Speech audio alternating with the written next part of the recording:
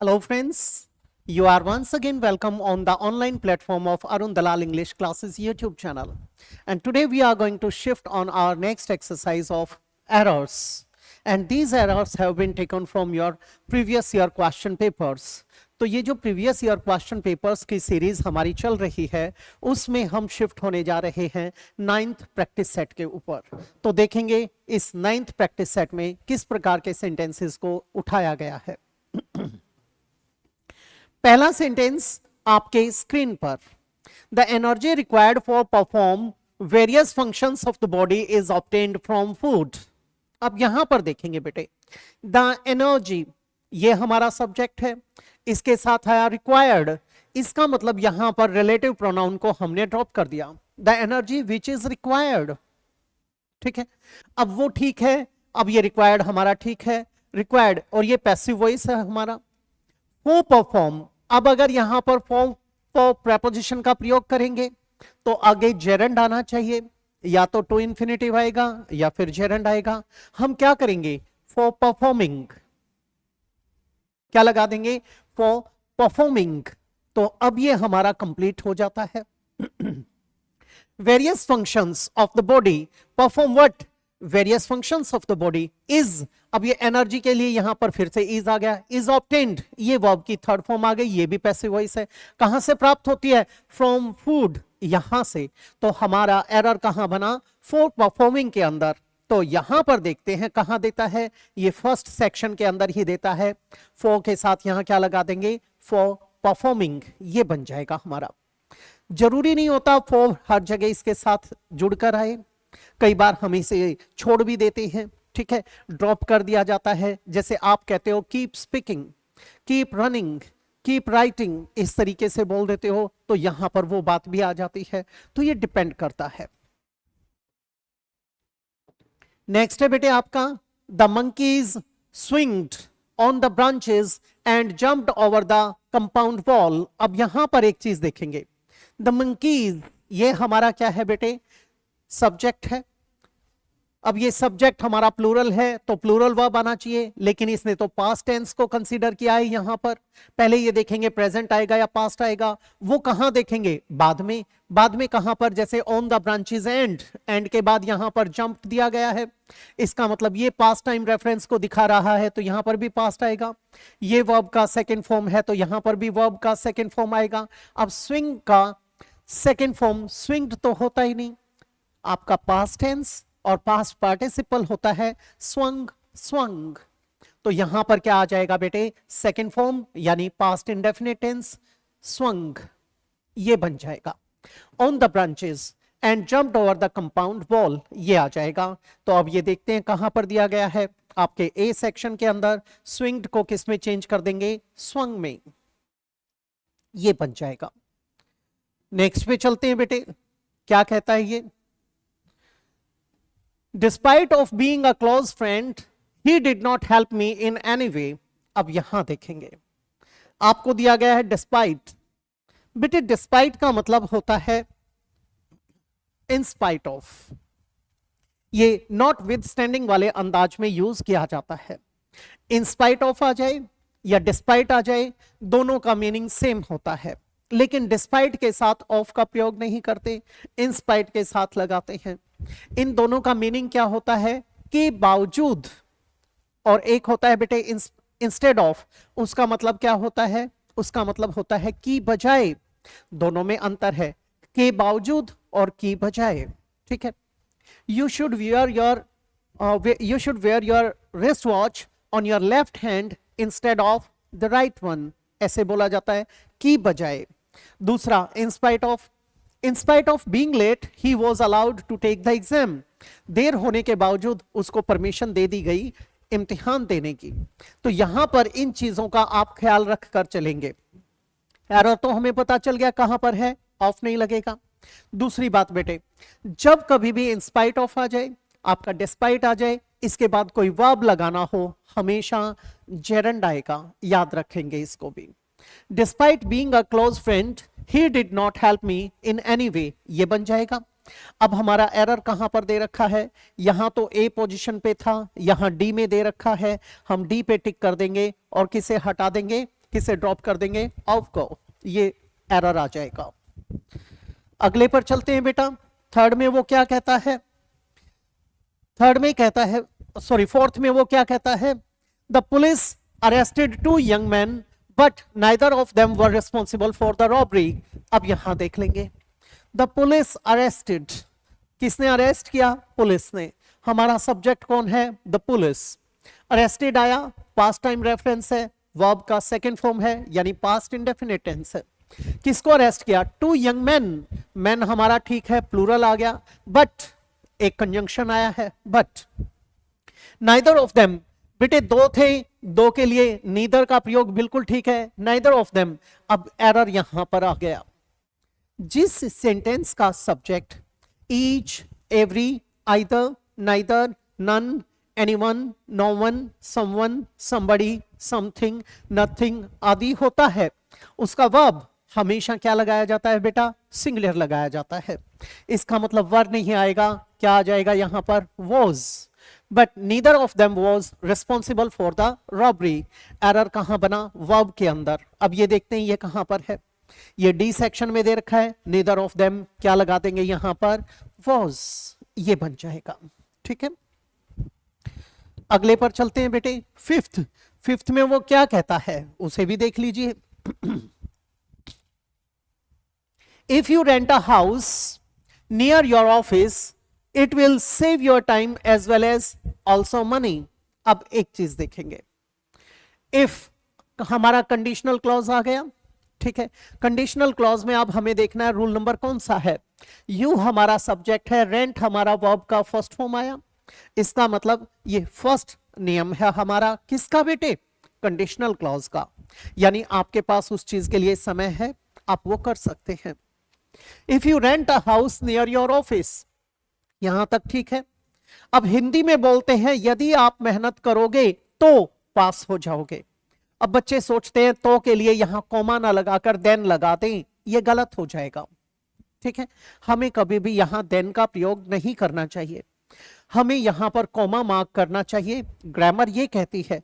लेकिन अब जो मॉडर्न ग्रामरियंस आ रहे हैं या आपके इस लैंग्वेज के ग्लोबलाइजेशन के कारण, यूनिवर्सलाइजेशन के कारण कुछ डिफरेंसेस क्रिएट हो रहे हैं, फिर भी आप यहां पर कॉमा मार्क करें। दूसरी बात क्या है, अगर बाद वाले को पहले लिखोगे तो कॉमे की जरूरत भी नहीं है क्योंकि इफ आ चुका है। अब यहां पर एक टर्म और आनी शुरू हो गई है जिसको कहते हैं ऑक्सफोर्ड कॉमा। इसका मतलब क्या होता है, आपकी कंजंक्शन भी आती है और कॉमा भी लगा देते हैं। आप इन चीजों से बचने की कोशिश करें, ये हमारी भाषा को कई बार रिडिकुलस बना देते हैं। हाँ, आने वाले समय में जब इनका प्रचार प्रसार ज्यादा हो जाएगा तब बात देखने में, देखते हैं क्या आती है। अब यहां पर देखेंगे, यहां तक हमारा कोई एरर नहीं जनरेट हुआ, यहां फर्स्ट फॉर्म थी, आगे हमने इंडेफिनिट टेंस लिया कौन सा, फ्यूचर का। It will save your time as well as money. अब एक चीज देखो, एज वेल एज आया, ऑल्सो भी आया और money. It will save your time या तो लिख दो एंड मनी, या तो हम यहां पर एंड लिख देते टाइम एंड मनी, या फिर हम ऑल्सो को काट देते time as well as money. दूसरी बात, अगर हमें ऑल्सो लगाना है एंड मनी टू, हम वो लगा सकते थे। अब ये जो ऑल्सो यहां पर डाला गया है ये सुपरफ्लुअस है, अब हम एज वेल एज से काम चला लेंगे, एंड की भी जरूरत नहीं महसूस होगी। तो हमें क्या ड्रॉप करना है यहां पर, ऑल्सो को, एज वेल एज को रिप्लेस किया जाता तो हम एंड लगा देते, टाइम एंड मनी पूरा हो जाता। और अगर इसको इंटेंसिफाई करना होता भी के रूप में तो पीछे लगा देते टू, ये अंतर आ जाता है। एज वेल एज के साथ कभी भी ऑल्सो का प्रयोग नहीं किया जाता। ऐसे ही आपका कई बार एरर जनरेट करने की कोशिश करता है एग्जामिनर, किस चीज को लेकर बेटे, एज वेल एज के साथ ना, बोथ के साथ एज वेल एज लगा देता है, बोथ का कॉम्बिनेशन होता है एंड के साथ। तो इस प्रकार के एरर से आपको बचने की जरूरत है। आगे क्या कहता है बेटे, नॉट विद स्टैंडिंग। ये नॉट विद स्टैंडिंग अभी अभी हमारी बात आई थी, इसका मीनिंग क्या बताया था, however, nevertheless, despite this, in spite of this. अब notwithstanding we were all busy that weekend we had to cancel the outing. अब यहां पर देखेंगे ये तो हो गया के बावजूद, we were all busy, despite we were all busy, ठीक है, हमारी ये सेंस नहीं बनाता है, ठीक है, that weekend we had to cancel the outing, हमें आउटिंग को कैंसिल करना पड़ा, व्हाट वाज द रीजन, ठीक है। अब रीजन को देना है तो के बावजूद थोड़ी ना आएगा, के बावजूद आता तो इसका मतलब हम फिर भी गए, बिजी होने के बावजूद हमने टाइम निकाला और हम वहां पर गए, ये तो गलत हो गया, इसलिए यहां नॉट विद स्टैंडिंग तो आएगा ही नहीं, हाउएवर भी नहीं आएगा, डिस्पाइट भी नहीं आएगा, इंस्पाइट ऑफ भी नहीं आएगा, नेवरदलेस भी नहीं आएगा। यहां पर आएगा क्या, कारण को बताने के लिए, क्योंकि हम बिजी थे, हम फिर क्या है नहीं जा सके, तो यहां पर क्या लगाइए आप, बिकॉज का प्रयोग कीजिए, because we were all busy that weekend we had to cancel the outing, क्या आ जाएगा हमारा, ये आ जाएगा, ठीक है। तो हर चीज के पीछे रीजन को जानने की कोशिश करें, अगर आपको उनके मीनिंग्स नहीं पता है तो गड़बड़ हो जाएगी। आगे देखते हैं बेटा, सेवंथ में वो क्या कहता है, सेवंथ में कहता है when I was at school I found my class teacher to be the best mentor as she always have time to listen and guide। अब एक चीज को समझेंगे, बात किसकी कर रहा है, पास्ट टाइम रेफरेंस की।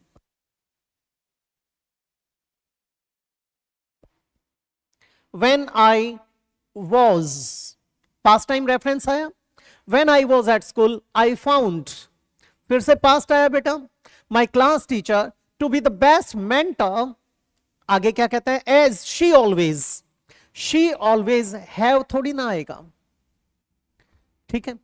दूसरी बात, अब she को देखते हुए आपने अगर यहां पर हैज लिख दिया तो ये भी गलत हो गया, ये भी गलत, ये भी गलत, क्यों गलत हुआ, बात तो पास्ट टाइम की कर रहे हैं, तो यहां पर पास्ट टाइम के हिसाब से क्या आएगा, had, she always had time to listen and guide, तो एरर बन जाएगा यहां पर। और इसको अगर किस में लिखा जाता बेटे, सेंटेंस इंप्रूवमेंट में, तो दिक्कत पेश आती। ज्यादातर बच्चे क्या कर देते, भाई शी हमारा सब्जेक्ट है, सिंगुलर सब्जेक्ट है, सिंगुलर सब्जेक्ट है, सिंगुलर वर्ब आना चाहिए, हैव को तो ड्रॉप कर दिया, वो हैज कर देते और वो फंस जाते।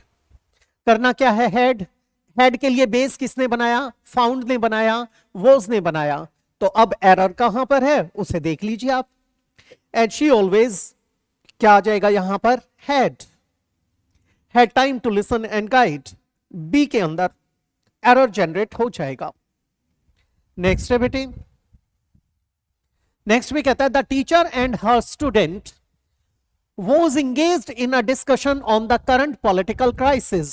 अब यहां पर देखिए, the teacher and her student, and एक कंजंक्शन है बेटे, अब टीचर हमारा एक है, हर स्टूडेंट हमारा दूसरा है, अब एक व्यक्ति ये है, एक व्यक्ति ये है, एंड से इन दोनों को जोड़ा गया है, इसका मतलब जो हमारा सब्जेक्ट बना है वो क्या बना, प्लूरल बना।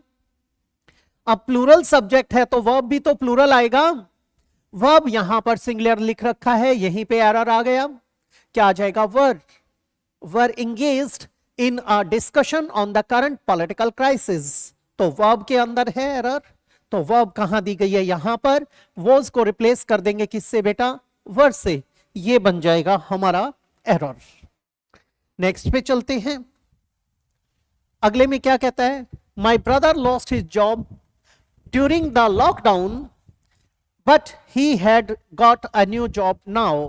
अब यहां पर देखेंगे, माई ब्रदर ये हमारा सब्जेक्ट है, लॉस्ट ये वर्ब का सेकंड फॉर्म आ गया, यानी पास्ट इंडेफिनिट टेंस आ गया, मेरे भाई ने खो दी जी थी क्या, अपनी जॉब, कब, during the lockdown, during preposition, ये लॉकडाउन इसका ऑब्जेक्ट, बट लेकिन, किंतु, परंतु, he had got a new job now, लेकिन अब उसे मिल चुकी थी नहीं, ठीक है, अब उसे मिल चुकी है, उसने गवाई थी लेकिन अब क्या है, वो प्राप्त कर चुका है, उसका प्रभाव अभी भी है उसके ऊपर, तो यहां पास्ट की बात नहीं आएगी, यहां पर क्या लगाएंगे हम, present, he has got a new job now, ये बन जाएगा।